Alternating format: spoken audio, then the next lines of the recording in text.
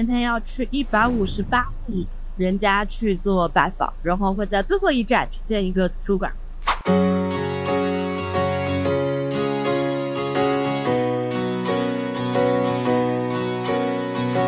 你可能不知道，这样长100米的屋子上面可能住了超100户人家，最多能够容纳超过600人。而他们每年都会在6月1号这个丰收节的时候，大家从世界各地赶回来，一起去庆祝自己的丰收节。大家换上传统的服饰，敲击着传统的乐器，和全家人一块儿庆祝这一份丰收的喜悦。它不仅是一个社区，也是一个文化的象征。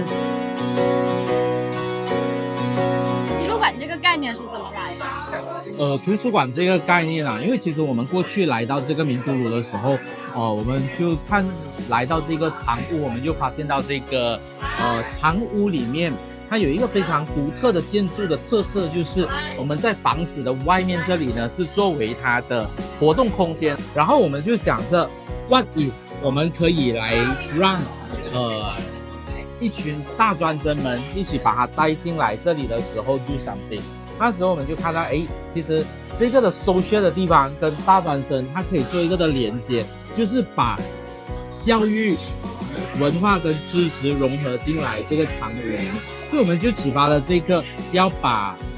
长屋里面建个迷你图书馆，所以我们跟这个旅游部部长的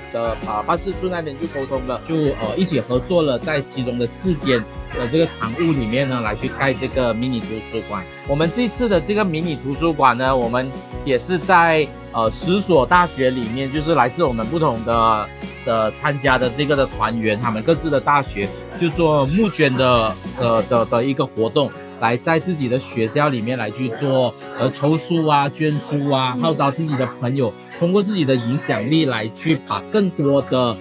这些书给他第2个的生命。我们这个阅读未来的迷你图书馆计划呢，我们主要就是要让这个长屋里面的小朋友可以通过传播知识，通过改变自己的通过教育来改变生活，改变这个素质。然后来去为整个的部落、为整个的国家的经济可以做出一些的贡献。我们先播下种子，带它长出一个参天大树。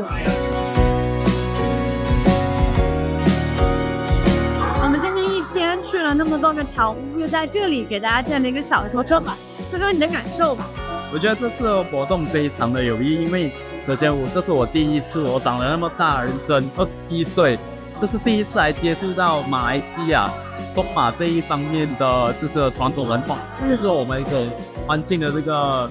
哈利高外。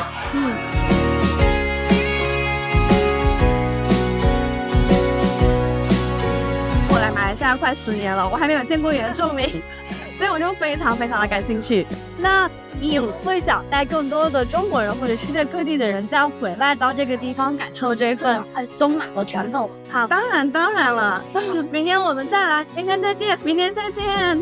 长屋是东马的文化符号，更是全球文化对话当中重要的一个亮点。它不仅是听过来的讲者去讲过去的故事，更多的是让我们教会怎么去重新定义旅游。是打卡拍照，还是在现有的基础上去创造新的价值？是消费我们现有的文化，还是在现有的文化上保护和再创造？青年专